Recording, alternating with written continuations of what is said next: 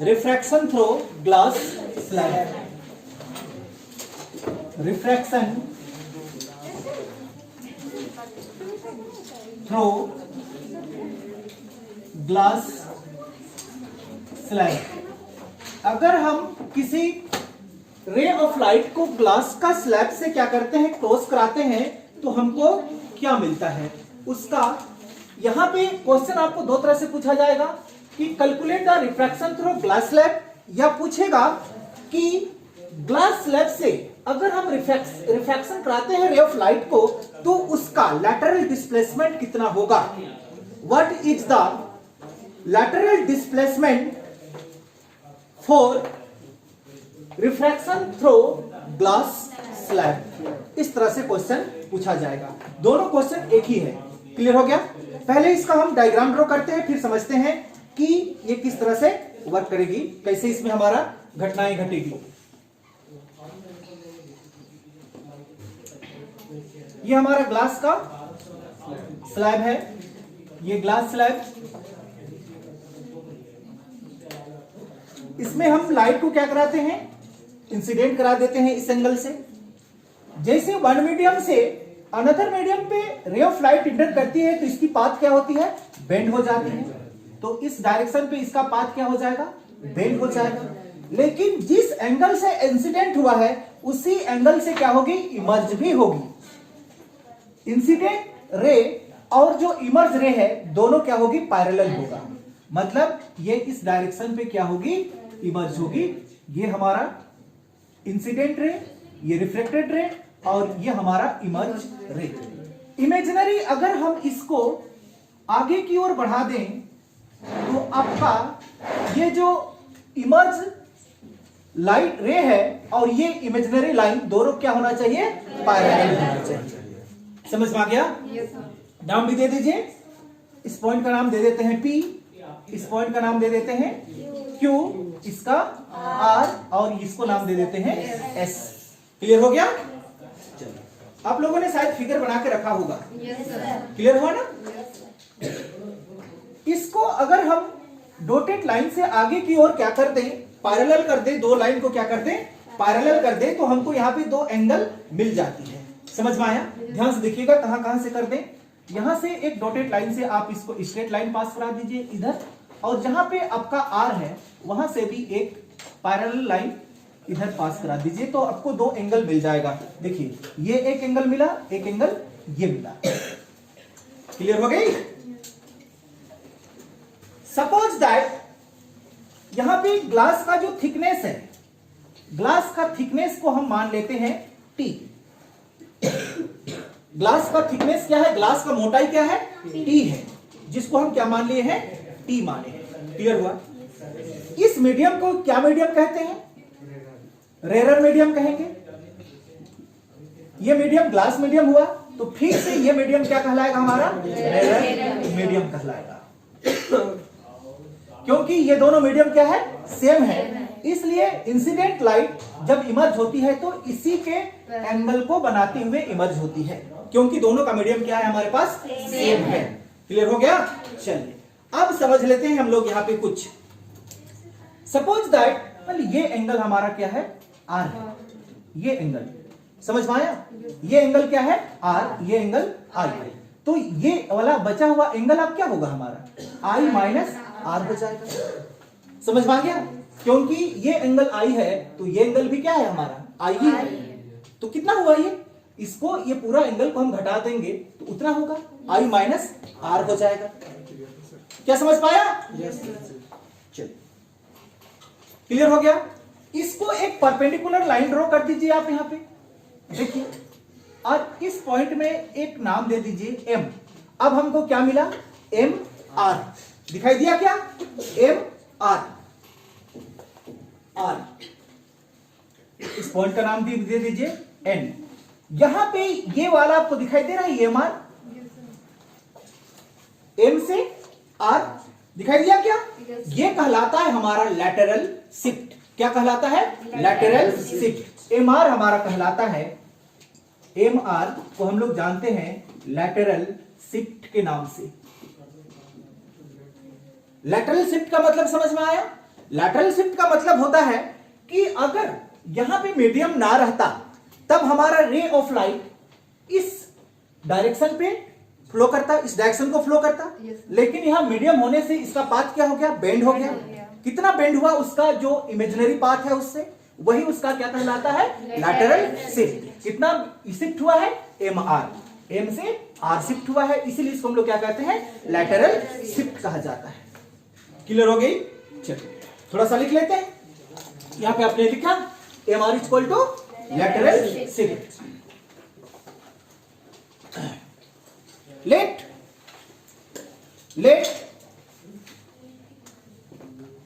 P Q R S is the, क्या है ये, इज द, क्या है ये, पाथ ऑफ रे, रे का पाथ है P Q R S, है ना, path of ray. R M एक बार फिर से लिख देते हैं, लैटरल शिफ्ट। एम आर या आर एम लिखो, कोई दिक्कत नहीं है, एम आर ही लिख दो। एम आर क्या है यहां पे, lateral shift. Now in triangle Q R M, Q R M, क्या आप लोगों को ट्राइंगल्स दिखाई दिया? ध्यान से देखिएगा इधर, ये क्यू हो गया, ये आर हो गया और ये एम हो गया। यहां पे ये एंगल है क्यू आर एम में क्या है, आई माइनस आर। तो इस ट्राइंगल पे क्या हम लिख सकते हैं, साइन आई माइनस आर। अगर ये इसको हम थीटा मान लेते तो यहां पे क्या लिखते हैं, थीटा लिखते हैं। लेकिन इस एंगल को हमने क्या मान रखा है, आई माइनस आर, तो साइन आई माइनस आर लिखे।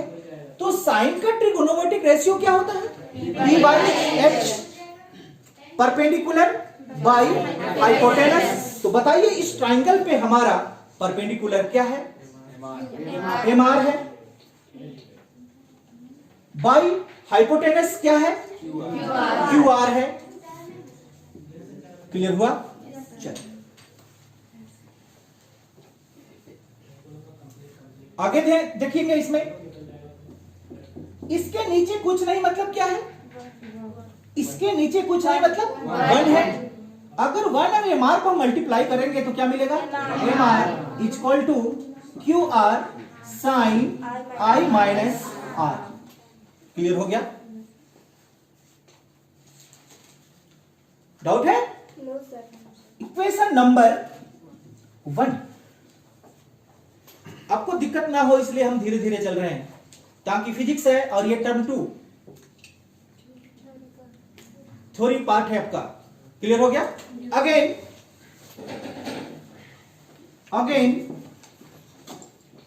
इन ट्राइंगल, एक दूसरा ट्राइंगल उठाएंगे हम लोग, Q R N, Q R N आपको दिखाई दिया ट्राइंगल, क्यू आर एन, है ना। इसमें हमारा एंगल क्या है, देखिए क्या है, आर है। तो इस आर को हम क्या लिखते हैं, कोस आर। क्लियर हो गया ना? ये वाला को हमने क्या लिखा, साइन, तो इसको क्या लिखेंगे, कॉस लिखेंगे। चलिए कोस आर, कोस का ट्रिगोनोमेट्रिक रेशियो क्या होता है, बी बाई एच। तो बोलिए इस केस में बी कौन है और एच कौन है, Q N, Q N by Q R, Q R. Clear हो गया?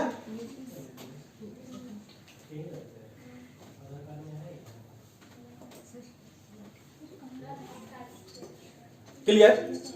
आगे ध्यान से देखेंगे।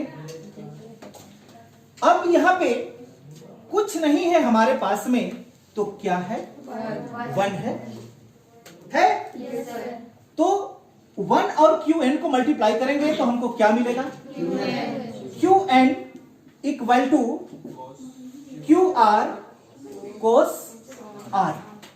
क्लियर हुआ?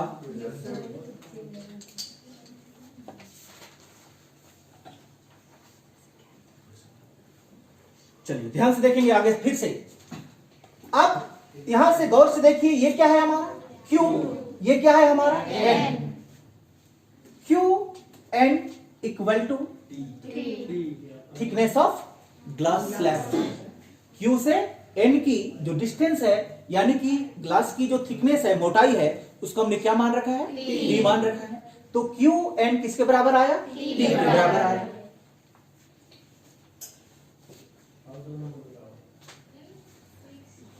क्लियर हो गया?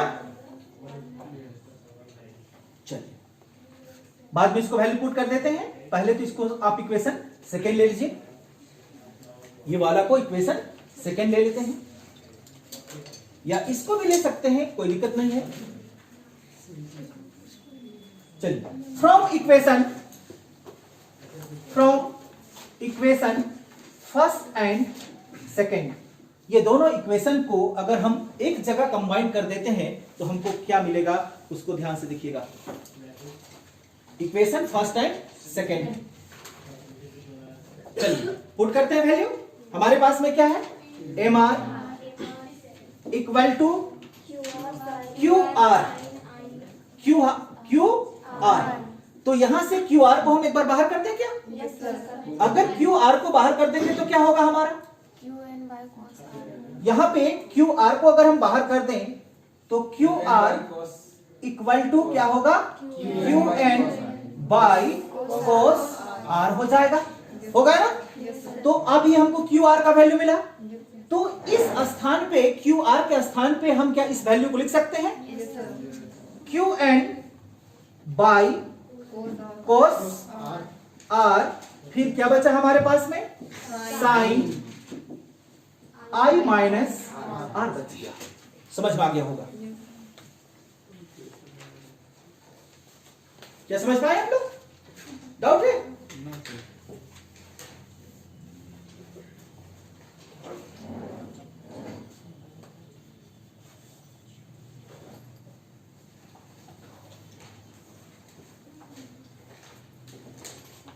चलिए आगे ध्यान से देखिएगा।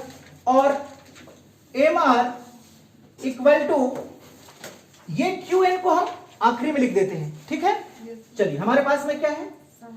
Sign I minus R by cos R into Q N. Clear हुआ? तो M R equal to sine I minus R by cos R Q N, ये क्या था हमारा? Q N. क्यू एन के जगह में क्या डाल सकते हैं हम? टी।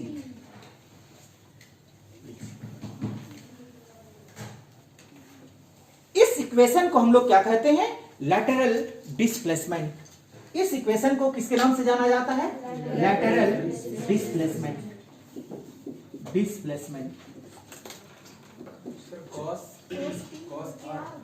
सॉरी ना, कोस आर, कोस आर। ये इक्वेशन किसके नाम से जाना जाता है? Lateral displacement. आप लोग पूरा लिख लीजिएगा, this equation are known as lateral displacement. This equation are known as lateral displacement.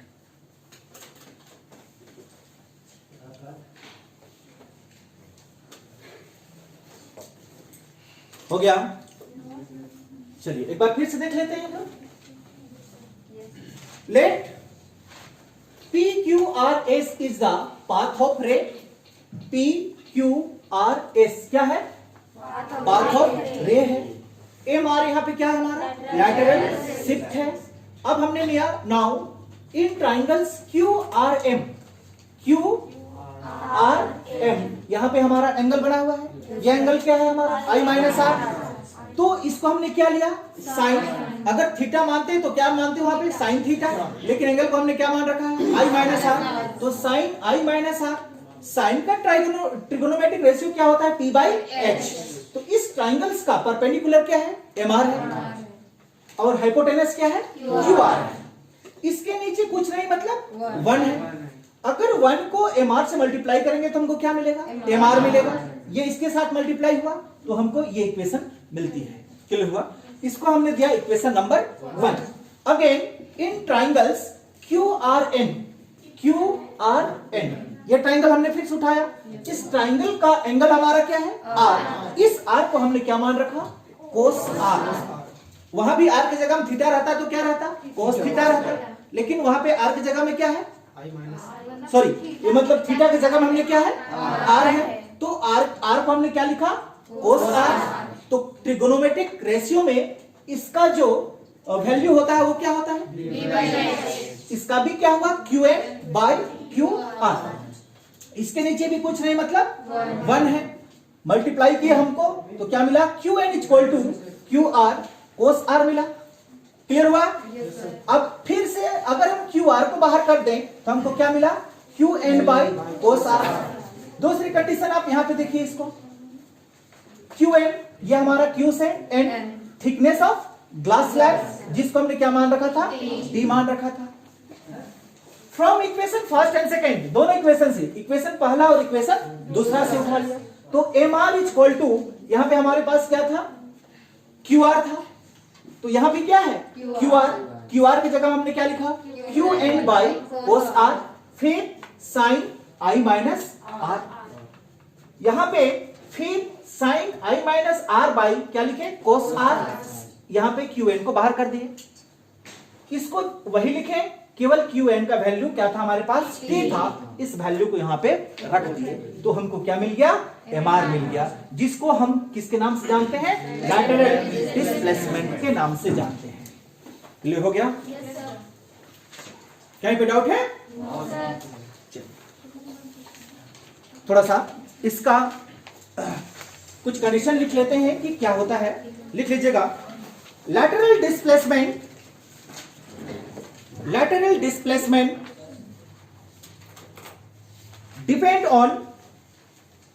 Depend on thickness of glass slab. ये बात भी समझ में आ गया होगा कि यहां पे आपका जो लैटरल डिस्प्लेसमेंट है वो कहां पर निर्भर करती है? ग्लास की थिकनेस पर भी निर्भर करती है, डिपेंड करती है। अगर इसका मोटा पतला को हम क्या करते हैं? घटा दें तो उससे मिलने वाला वैल्यू भी हमारा क्या हो जाएगा? बदल जाएगा, चेंज हो जाएगा। समझ में आ गया? दूसरा, इसका नेचर को देख लेते हैं। दूसरा लिखिएगा, lateral displacement also depend on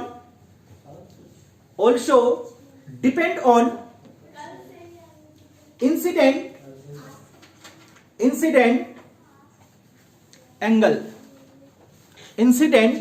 angle। Lateral जो डिस्प्लेसमेंट है वो किस पर निर्भर करता है?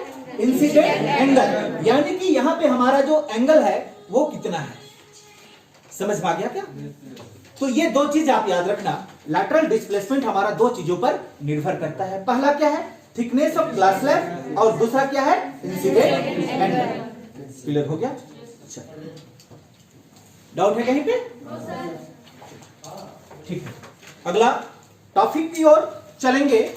आपने देखा होगा कि किसी ग्लास का कोई कंटेनर है, मान के चलिए कि हम एक ग्लास ही लेते हैं, ग्लास का बना हुआ क्या लेते हैं? ग्लास ही लेते हैं। उसमें पानी भर देते हैं। पानी भरने के बाद में उसमें हम क्या डाल देते हैं? एक सिक्का को डाल देते हैं। अब टेबल या कहीं पर रख दीजिए। रखने के बाद आप दूर से देखेंगे तो वो सिक्का आपको थोड़ा सा ऊपर उठा हुआ दिखाई देता है। आपने कभी गौर किया है ये चीज को? तो क्यों होता है उसको हम भी कैलकुलेट करेंगे, और इस टॉपिक का नाम है हमारा अपरेंट डेप्थ। क्या नाम है? Apparent depth. चलिए बढ़ते हैं आगे की ओर।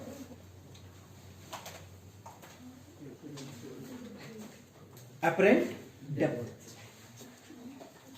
पहले इसका हिंदी क्या? अपरेंट डेप्थ, डेप्थ का मतलब क्या होता है? और अपरेंट का मतलब प्रतीत होना, गहराई प्रतीत होना। अब कितना गहराई प्रतीत होगा उसको हम लोग देखेंगे यहां पे। क्लियर हो गया? चलिए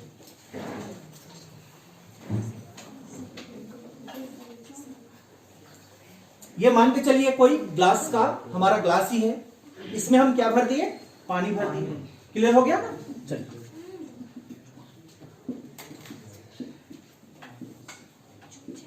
ये देखिए, अब यहां पे कोई ऑब्जेक्ट को हमने रखा, यहां पे क्या रखा, ऑब्जेक्ट को रखा। इसको अगर हम इमेजिनरी लाइन से ऊपर की ओर निकालें तो स्ट्रेट लाइन ये होगा हमारा। क्या समझ में आ रहा है बात? अब यहां पे आप इसको क्या करेंगे, देखेंगे। आपने क्या देखा, इधर से इसको आप देखना शुरू किए। यहां पे क्या है आपका, आंख, ये आंख है।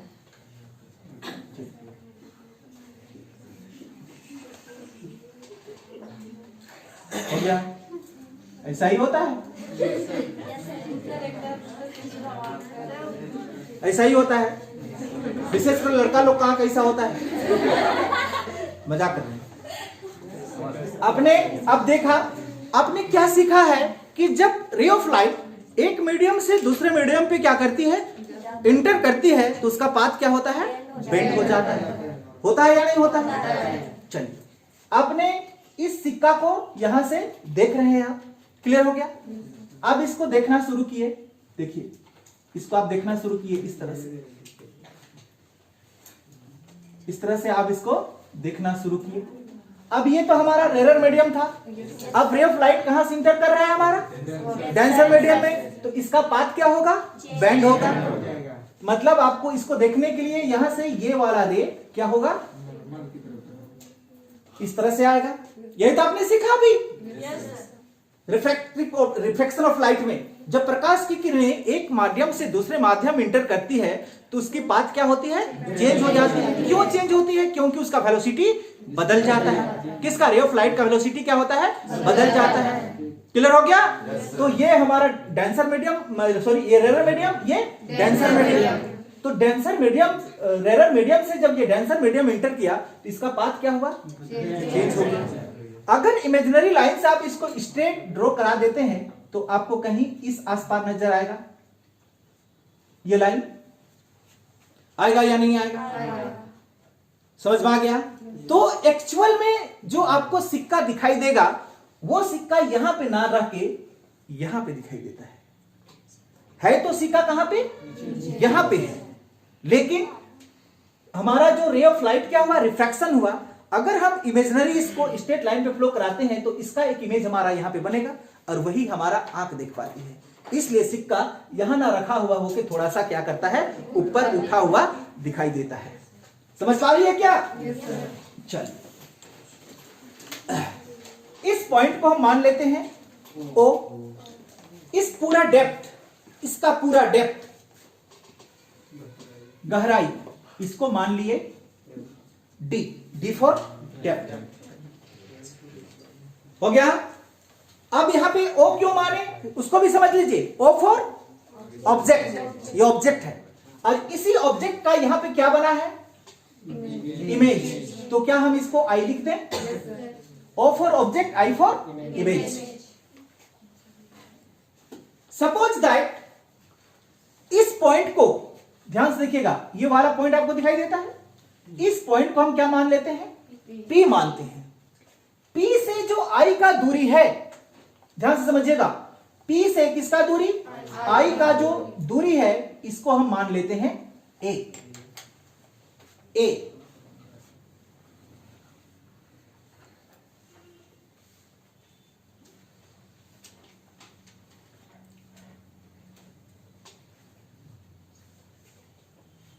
हो गया। थोड़ा सा फिगर बड़ा बनाइएगा क्योंकि एंगल हमें यहां पे दिए नहीं है।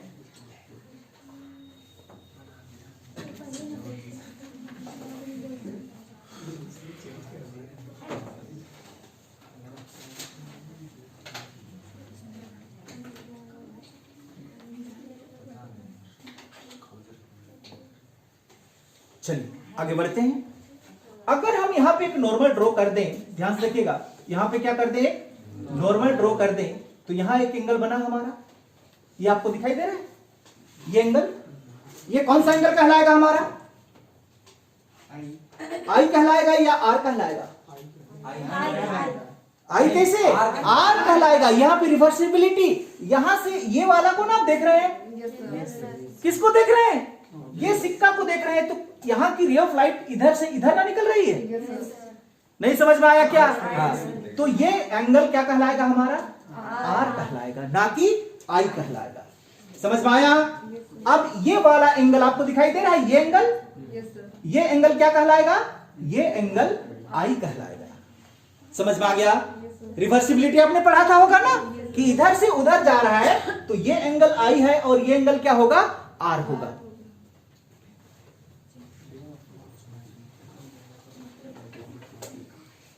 क्लियर हो गई? अब ध्यान से देखिएगा, अगर ये एंगल आई है तो ये एंगल भी क्या होगा हमारा? ये बनने वाला एंगल ये भी क्या है? आई है। अगर ये एंगल आर है तो ये वाला एंगल आपको दिखाई दे रहा है क्या? ये एंगल भी क्या होगा? आर होगा। एक बार फिर से बताते हैं, ये एंगल आप देख रहे हैं, आप ये एंगल क्या है? आर है। तो ये एंगल क्या है हमारा? आई है। अगर ये एंगल आई है तो ये एंगल भी क्या है? आई है। ये एंगल और ये एंगल दोनों क्या है? इक्वल। ये आर है तो ये एंगल भी क्या कहलाएगा? आर कहलाएगा। इस पॉइंट का नाम आप मान लीजिए क्यू। चलिए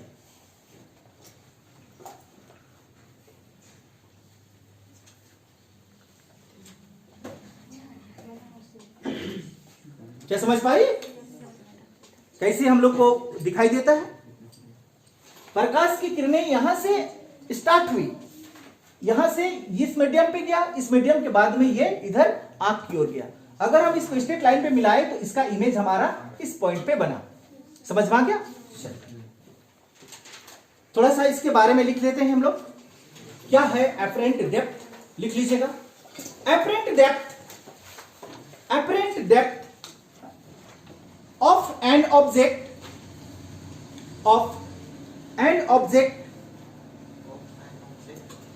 in a denser medium। Object कहां पे है? डेंसर मीडियम में है, ना कि रेयर मीडियम में। Denser medium as seen from the कहां से हम लोग देख रहे हैं? आंख से देख रहे हैं? रेयर मीडियम से देख रहे हैं। From the rare medium,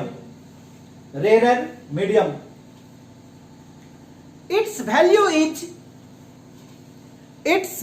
is smaller than the real value।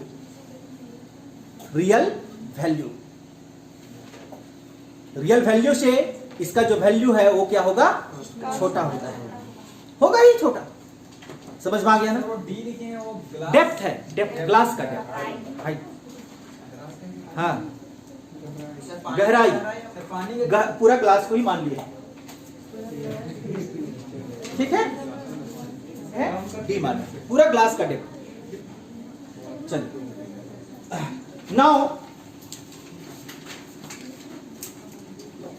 in triangle POQ, आपको ट्राइंगल दिखाई दिया? चलिए देख, ये हो गया P, ये क्या हो गया? O, और ये क्या हो गया? Q। कौन सा एंगल है इसमें? I। यहां पे है या नहीं है? तो इस एंगल I को क्या लिखे हम? Sine I। आपको ट्रिगोनोमेट्रिक रेशियो फिर से पता होगा, P बाई H। तो क्या होगा? PQ बाई OQ, या QO लिख सकते हैं आप, OQ लिखिए या QO लिखिए। क्लियर हो गया? अगेन इन ट्राइंगल्स PIQ,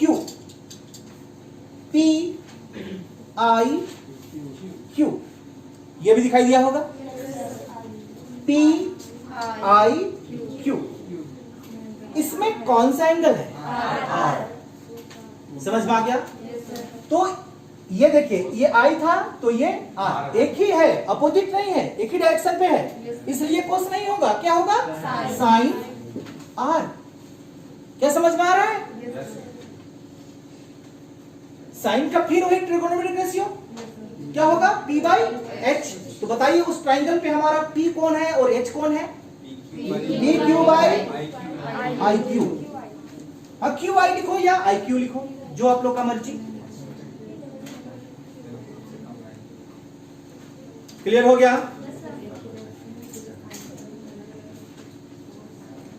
ये मीडियम, ये जो मीडियम है इसको हम मान लेते हैं, इसको A से रिप्रेजेंट करते हैं, और ये है क्या हमारा वाटर, इसको किससे रिप्रेजेंट करते हैं? W से। हम किसके रेस्पेक्ट में इसको देख रहे हैं? वाटर के रेस्पेक्ट में कैसे देख रहे हैं? आंख में देख रहे हैं ना, तो एयर के रेस्पेक्ट में देख रहे हैं, हवा के रेस्पेक्ट में देख रहे हैं। तो इसका रिफ्रैक्टिव इंडेक्स, रिफ्रैक्टिव इंडेक्स, ध्यान से देखिएगा, रिफ्रैक्टिव इंडेक्स को रिप्रेजेंट किससे किया है हम लोग? म्यू। यहां पे क्या है हमारा? ए, फिर अब लिखने आप जानते हैं ना इस तरह से, इक्वल टू, स्नेल्स लॉ आपने पढ़ा होगा, refractive index equal to sine I by sine R. तो ये भी क्या है हमारा? रिफ्रैक्टिव इंडेक्स ही तो है कि नहीं है? तो क्या इसके बदले में भी हम लिख सकते हैं sine I by sine R, sine R. Clear हुआ? चलिए, साइन आई का वैल्यू कहीं पे दिखाई देता है आपको? क्या है हमारे पास? PQ by OQ by sine R का वैल्यू PQ बाई IQ। क्या यहां से ये PQ और PQ कैंसिल हो जाएगा?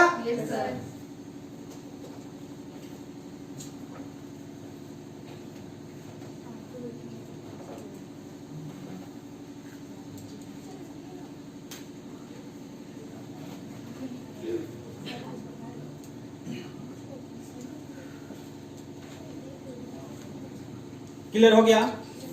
तो mu AW equal to sine I by sine R equal to क्या मिला आपको?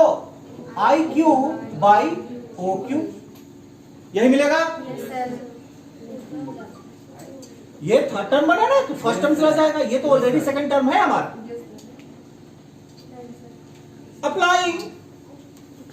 Applying law of reversibility, applying law of reversibility.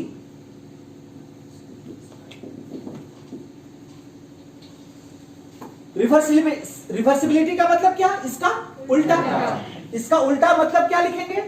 Mu फिर W फिर A इक्वल टू साइन, छोड़िए इसको लिखने की जरूरत नहीं है, इसको हम डायरेक्ट लिख दें क्या? हाँ, इसको क्यों लिखें? डायरेक्टली इसको लिख देते हैं, इक्वल टू क्या लिखते हैं? OQ by IQ। क्लियर हो गया? if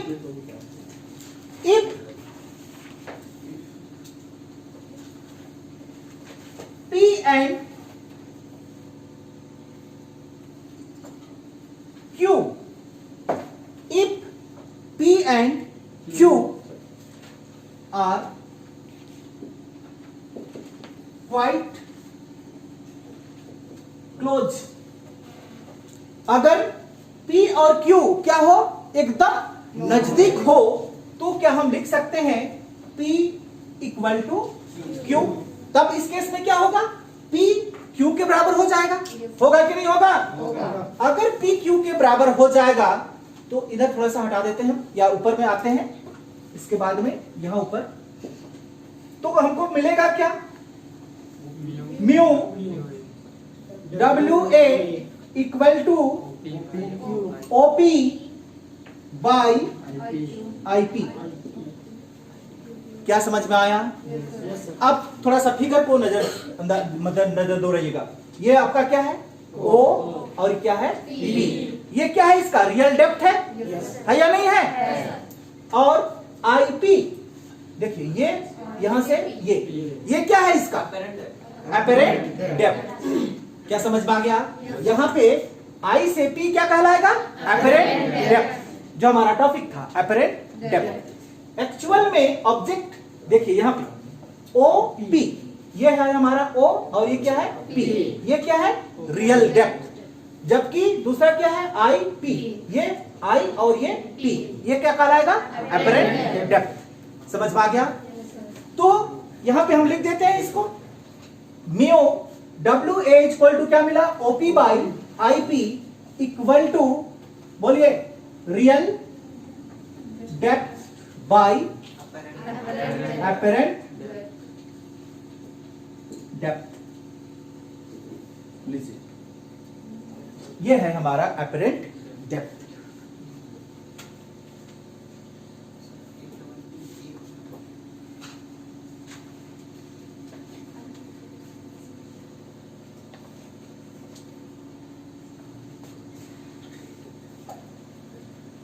सीधी सी मतलब बोले तो यहां से आई और पी क्या कहलाएगा? हमारा एपरेंट डेप्थ कहलाएगा। ये है एपरेंट डेप्थ, जहां पे हम लोग को सिक्का नजर आता है। क्लियर हो गया? हाँ, उसका वैल्यू निकालेंगे आईपी का वहां से। नहीं मतलब हाँ, अगर पूछेगा तो नहीं निकल पाएगा क्या? ये हमारा फॉर्मूला बना, अगर एपरेंट डेप्थ ही पूछा तो यहां से आप निकाल दीजिए इसको। अगर इसको निकालना है तो ये वैल्यू आपको दिया रहेगा, इसका रिफ्रैक्टिव इंडेक्स दिया रहेगा और रियल डेप्थ भी दिया रहेगा, तो आप एपरेंट डेप्थ कैसे नहीं निकाल पाएंगे? नहीं निकल पाएंगे क्या? निकल पाएंगे। चलिए, हो गया क्या? चलिए तो निकाल के देखते हैं। क्लियर हुआ ना? चलिए लिखिएगा, इन ए टाइम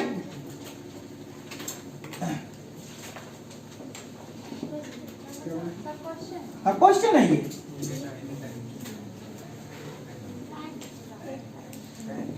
लिखिएगा, in a time, in a water has height 12.5 centimetre.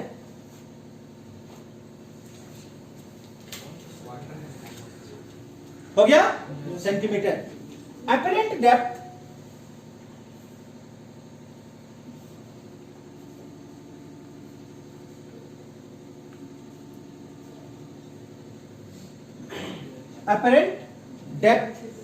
is measured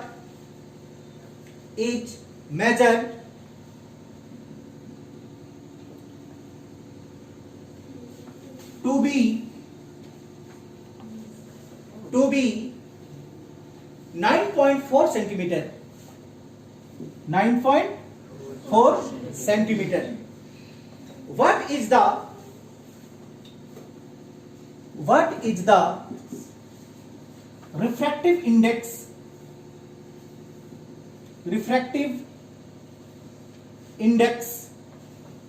of water,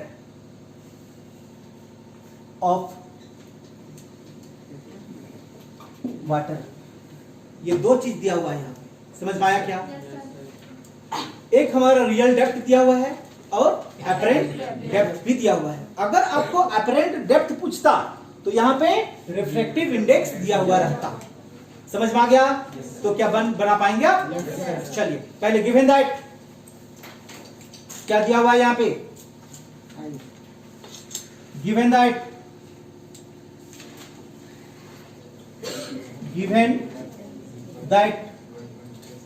पहले तो आप लिख लीजिए रियल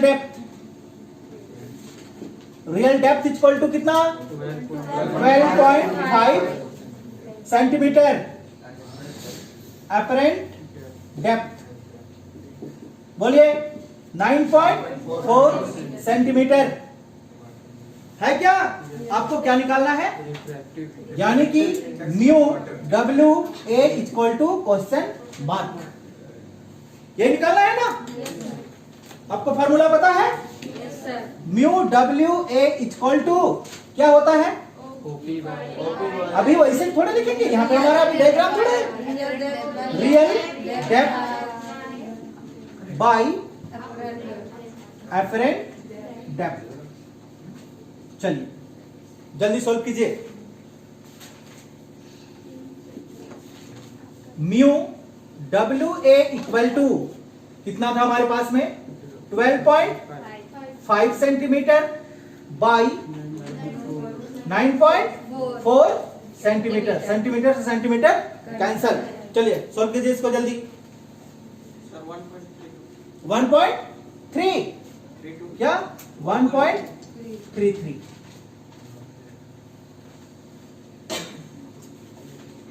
हो गया। ये क्या मिला हमको रिफ्रैक्टिव इंडेक्स ऑफ वाटर 1.33। अब इसको भाग दीजिएगा तो ये आपको मिलेगा। क्लियर हुआ ना। यहां पे एक लाइन लिख लेंगे refractive index have no unit. Refractive index का कोई भी यूनिट नहीं होता है, इसलिए यहां पे कोई भी यूनिट नहीं लिखा गया। समझ में आया। Refractive index have no unit. Refractive index का कोई भी यूनिट नहीं होता है। समझ में आ गया।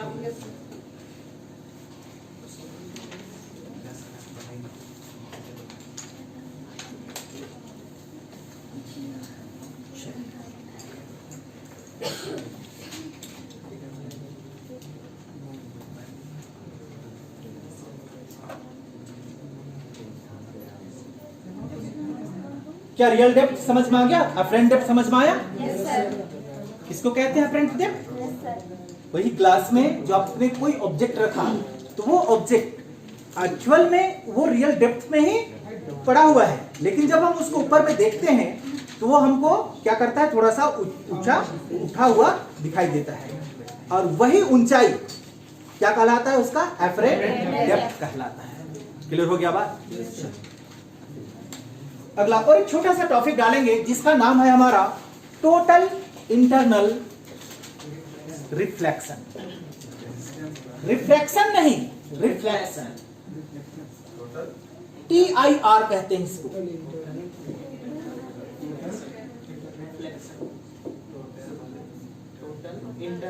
हाँ टोटल रिफ्लेक्शन से हाँ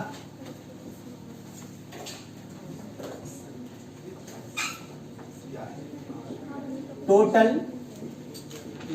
इंटरनल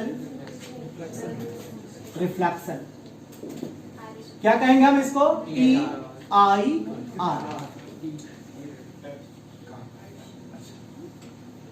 इसका पूरा नाम TIR। चलिए ध्यान से समझिएगा इसको, ठीक है ना।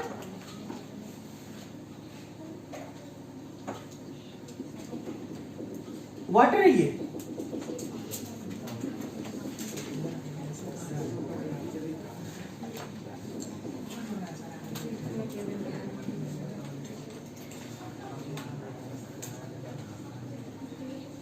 आपने अभी पढ़ा होगा कि जो रिफ्रैक्शन जो होती है, हमारा मीडियम जो क्रॉस होता है वो हमारा दो चीज पे डिपेंड करता है। जब हम ग्लास का पढ़ा था तो थिकनेस ऑफ ग्लास और इंसिडेंट एंगल पे भी डिपेंड करता है। समझ में आ गया? चलिए यहां पे हमारा कोई ऑब्जेक्ट रखा हुआ है या सोर्स ऑफ लाइट है। क्लियर हो गया?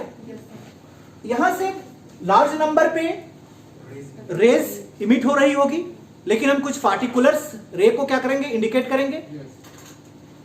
तो जो रे स्ट्रेट लाइन पे निकली वो हमारा सीधे क्या हो गया? स्ट्रेट लाइन पे ही पार हो गया। क्या समझ में आ गया?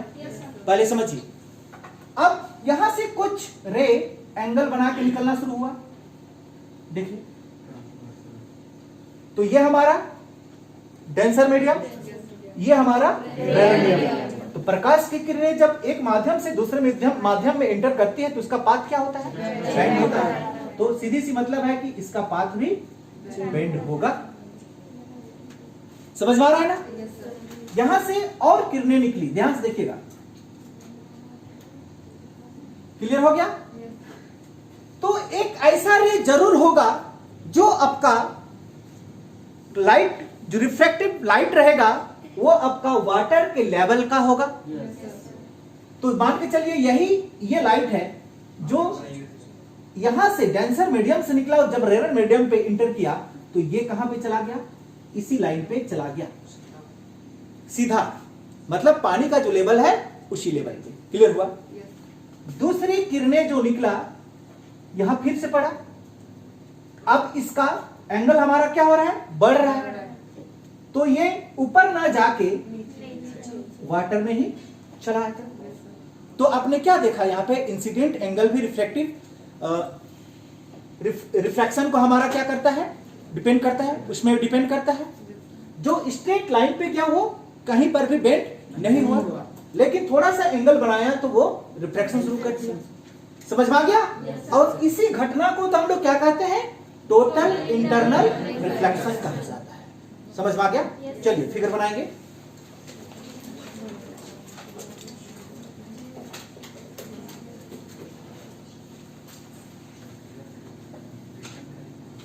यहां पे अगर आप इमेजिनरी लाइन ड्रॉ कर देते हैं, ध्यान से देखिएगा, देख रहे हैं यहां, तो ये एंगल हमारा कितना हो जाता है, 90 डिग्री हो जाता है। देखिए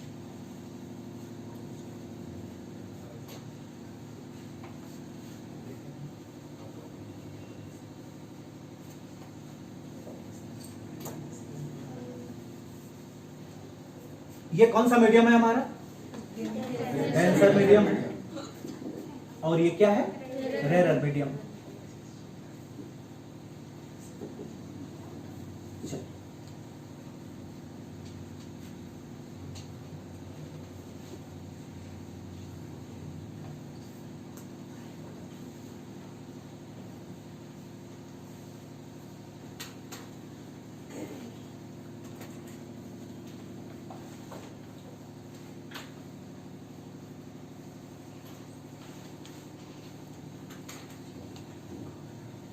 नाम देना चाहते हैं तो आप दे सकते हैं, कोई दिक्कत नहीं है। दे दे क्या नाम, चलिए इस पॉइंट का नाम क्या दे दे, ए, इसका A1।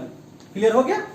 इस पॉइंट का नाम क्या दे दिए, ए, इसका A1, तो इसका नाम क्या दे दे, B, इसका B1, इसका C, इसका C1, इस पॉइंट का नाम D, इसका D1।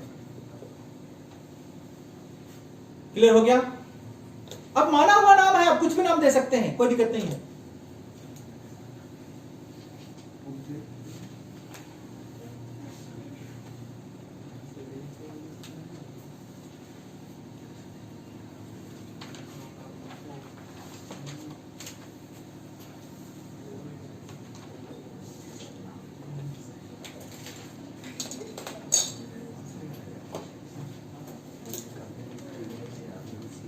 चलिए ध्यान से देखिएगा, आपको हम बताते हैं, ये एंगल हमारा 90 डिग्री हुआ। I इक्वल टू हम इसको C लिख सकते हैं, incident angle equal to 90 degree. तो ये एंगल 90 से बड़ा है कि या छोटा है, क्या है, छोटा है कि बड़ा है, बड़ा है। नहीं समझ में आया? आया। मतलब आप इसमें इस तरह से अगर नॉर्मल लाइन खींचे तो ये एंगल को देखिए, नहीं समझ में आया? इसमें भी अगर आप नॉर्मल खींच देते हैं इसको, ये डी पॉइंट है, तो ये एंगल देखिए, क्या कुछ समझ में आ रहा है? yes, तो क्या आप इसको लिख सकते हैं, यहाँ पे आई क्या है, बड़ा है, किससे, 90 डिग्री से। ये आई इक्वल टू 90 डिग्री, ये सही लिखे ना? Yes sir. हाँ।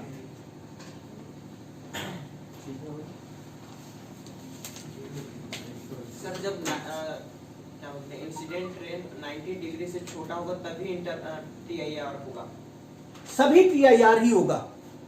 ये टोटल ही क्या कर रहा है, हाँ मतलब ये वाला इस केस में हमारा क्या होगा, टोटल इंटरनल रिफ्लेक्शन होगा। ये तो रिफ्लेक्शन है, ये वाला क्या है, रिफ्लेक्शन है, जबकि रिफ्लेक्शन ये है। रिफ्लेक्शन हमारा यहीं से स्टार्ट हो जाता है, क्योंकि ये भी हमारा पानी का लेवल पे चलना शुरू किया ना। अब यहां पे कंडीशन समझ लीजिए, ये वाला रे रिफ्लेक्शन नहीं है, ये क्या है, रिफ्रैक्शन है। ये वाटर मीडियम से एयर मीडियम पे जा रहा है, इसमें दो मीडियम है, तो ये क्या कहलाएगा हमारा, रिफ्रैक्शन, ना कि रिफ्लेक्शन। क्या समझ में आ गया? लेकिन इस रे को आप देखिए, कहां से इंसिडेंट हुआ था, ये कहां से स्टार्टिंग हुआ था, वाटर से ही हुआ था, और वाटर पे ही क्या गया, तो रिफ्लेक्शन बोलेंगे इसको, रिफ्लेक्शन बोलेंगे। समझ में आया? सर हम लोग कह सकते हैं कि मतलब incident ray equal to 90 degree, मतलब उस पॉइंट से मतलब TIR स्टार्ट होता है। ये TIR का स्टार्टिंग पॉइंट है, क्योंकि इससे छोटा रहेगा तो वो हमारा रिफ्रैक्शन होगा। नहीं समझ में आया? यहां से मान के चलिए एक रे हम और निकाल देते हैं, ये देखिए ये रे, तो ये तो हमारा और इधर चला जाएगा, तो ये तो रिफ्लेक्शन हुआ। तो इधर से जितना हमारा एंगल आगे की ओर बढ़ेगी वो टोटल रिफ्लेक्शन कहलाएगा। और ये सब क्या है? रिफ्रैक्शन है, मीडियम है इसमें ना, और ये दोनों वाटर मीडियम है, इसलिए ये क्या कहलाएगी? रिफ्लेक्शन। क्लियर हो गया? क्या समझ कनेक्ट कर पा रही है तुम लोग? जब प्रकाश की किरणें एक मीडियम से दूसरे मीडियम में एंटर करती है तो उसको हम लोग रिफ्लेक्शन कहते हैं, ना कि रिफ्लेक्शन कहते हैं। तो ये दोनों रे को आप ध्यान से देखिए, ये वाटर मीडियम है और ये एयर का मीडियम है, रेयर मीडियम है। तो इसमें दो मीडियम है, तो ये दोनों रे क्या क्या कहलाएगी? रिफ्रैक्शन कहलाएगी, ना कि रिफ्लेक्शन कहलाएगी। लेकिन जहां से 90 डिग्री क्रिएट करता है उसका आगे जितना भी हमारा रे बढ़ेगा, चलिए और आगे बढ़ा देते हैं ना इसको। चलिए यहां से और कुछ रे इस तरह से निकला तो ये और इधर जाएगा, सर इधर इधर आएगा, आगे से इधर आएगा, इधर आएगा, Sorry. इधर आएगा सर। इधर आएगा। समझ में आ रहा है ना? तो ये सब जो है यहां से इस डायरेक्शन से आगे, यही हमारा क्या कहलाएगा? TIR कहलाएगा, टोटल इंटरनल रिफ्लेक्शन। ये लाइट तो क्या है हमारा? रिफ्रैक्शन है।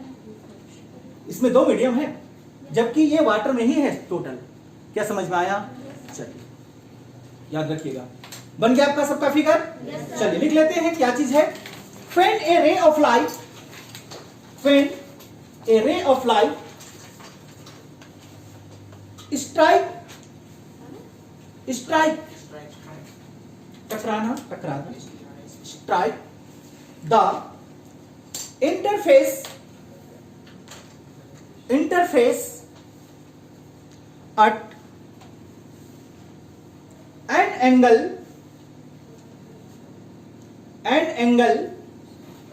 greater than critical angle,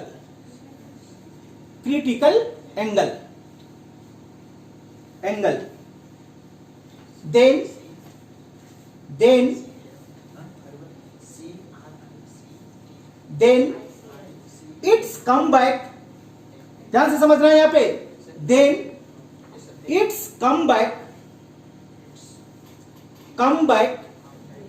in the same medium, देखो यहां पे क्रिटिकल एंगल्स क्या हुआ?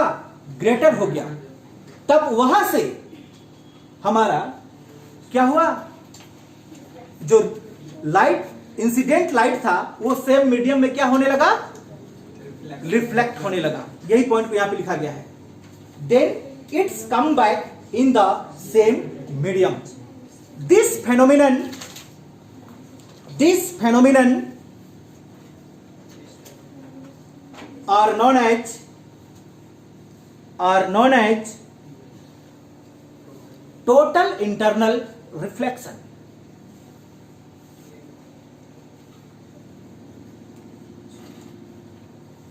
क्लियर हो गया?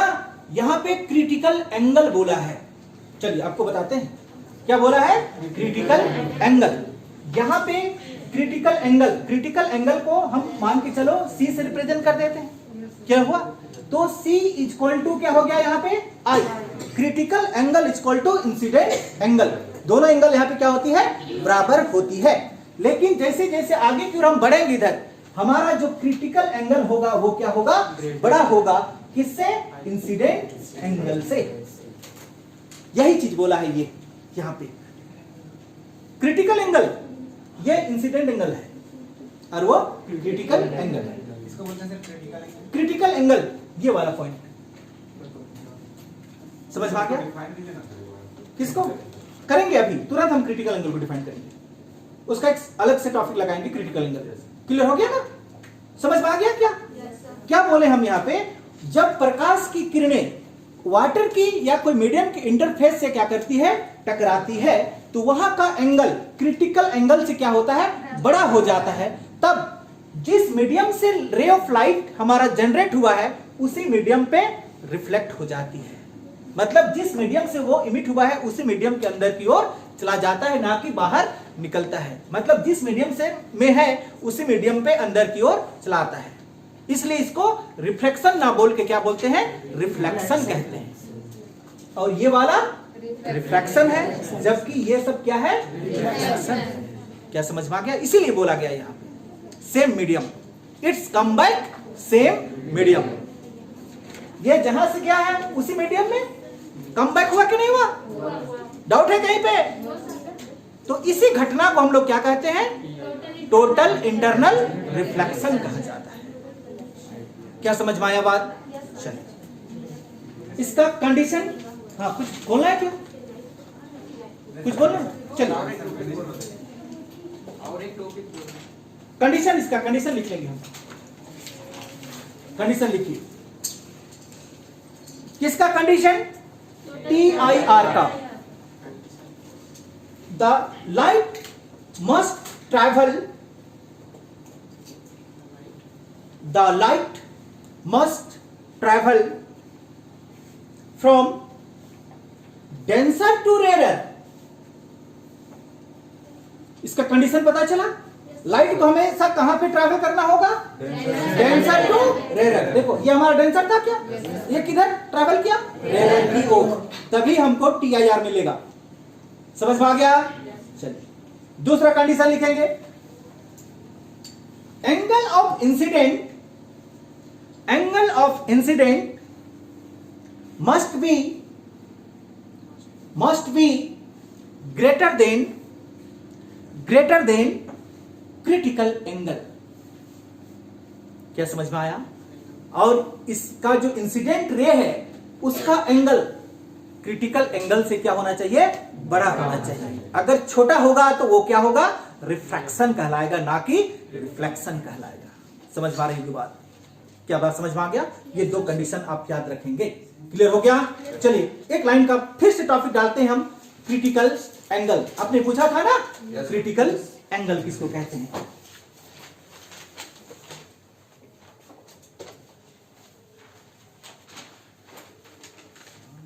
चलिए लिख लिए क्रिटिकल एंगल। छोटा सा एक लाइन पे इसको लिख लेते हैं, आप लोग लिख लीजिएगा, it is that angle, it is that angle of incident in denser medium.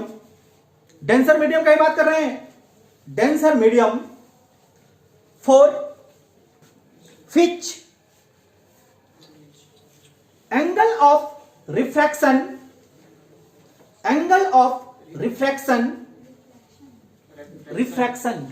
लिखेंगे यहां पे, refraction in rare medium is 90 degree, is 90 degree. ये दिखाई देता है? ये हवाई तो है ऊपर में, क्या है ये? समझ में आया क्या?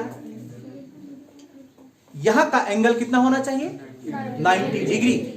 कहने का मतलब है कि जो ऐसा किरणें, वो रे जो हमारा कहां से स्टार्टिंग हो? डेंसर मीडियम से स्टार्टिंग हो, और जब वो रेयर मीडियम पे क्या करे? इंटर करे, तो उसका बनने वाला कोण कितना होना चाहिए? 90 डिग्री का होना चाहिए। मतलब ये पानी का लेवल था क्या? उस पानी के लेवल के बराबर में वो रे क्या हो जाए? रिफ्लेक्टेड हो जाए। इसको रिफ्लेक्ट नहीं मानेंगे, इसको क्या मानेंगे हम लोग? रिफ्लेक्ट ही मानेंगे। यही इसी को हम लोग क्या कहते हैं? क्रिटिकल एंगल कहा जाता है। अब यहां से क्रिटिकल एंगल क्या होते जाएगी? बढ़ते जाएगी, और क्रिटिकल एंगल बढ़ते जाएगी तो हमारा टोटल इंटरनल रिफ्लेक्शन मिलते जाएगा। अगर क्रिटिकल एंगल घटते जाएगा तो क्या मिलेगा? रिफ्रैक्शन मिलेगा। क्या समझ में आ गया? क्रिटिकल एंगल किसको कहते हैं? ये पॉइंट क्या कहलाती है? हमारा क्रिटिकल एंगल कहलाता है। समझ में आ गया? हो गया आज के लिए? चलिए कल फिर से देखते हैं इसका अगला टॉपिक।